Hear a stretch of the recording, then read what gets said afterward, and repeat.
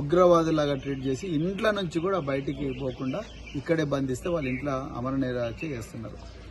ఎంత ఘోరం అంటే నిర్బంధం ఎంత ఘోరంగా ఉందంటే ఈ కాంగ్రెస్ ప్రభుత్వంలో ఇవాళ ఈ అపార్ట్మెంట్ అసోసియేషన్లకు కూడా ఫోన్ చేసి భయపెట్టించి ప్రభుత్వం పోలీసు వాళ్ళ ద్వారా మీరు ఈ అశోక్ని ఇళ్ళకెళ్ళి బయటికి పంపించండి లేకపోతే మాత్రం నడవదు అని ఘోరంగా మరి ఆయన మీద ప్రెజర్ చేస్తున్నారంటే మీరు ఒకసారి అర్థం చేసుకోండి. ఎక్కడుంది మరి ఆ రాజ్యాంగం ఆర్టికల్ 19 ప్రకారం భావ ప్రకటన స్వేచ్ఛ ఇచ్చింది.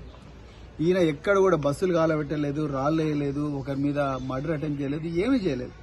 ఈయన 35 లక్షల మంది నిరుద్యోగుల సమస్య గురించి మాట్లాడుతున్నాడు. ఇక విషయానికి వస్తే ఇది ఎంత చేతగాని ప్రభుత్వం అంటే, ఏమాత్రం పరిపాలన చేతగాని ప్రభుత్వం అంటే 9,200 గురుకుల పోస్టులు ఒక్క బ్యాక్లాగ్ లేకుండా సుప్రీంకోర్టు జడ్జిమెంట్ ఏమాత్రం వైలేట్ చేయకుండా రిలింక్విష్మెంట్ ఆర్డర్ అవసరం లేకుండానే 9,200 మంది నిరుద్యోగ బిడ్డలకు న్యాయం చేయాల్సి అవకాశం ఉన్నప్పటికీ కూడా కృష్ణన్న గాని మాలాంటి వాళ్ళం ఎంతో మందిని ట్విట్టర్ వేదికగా వాళ్లకు స్టెప్ బై స్టెప్ సొల్యూషన్లు ఇచ్చినప్పటికీ కూడా ముఖ్యమంత్రి ఏ మాత్రం కూడా పట్టించుకోకుండా 3,200 బ్యాక్లాగ్ పోస్టులట్టుగా తీసుకున్నాడు. ఆయన కడుపు చల్లగా ఉన్నది ఇప్పుడు ముఖ్యమంత్రి.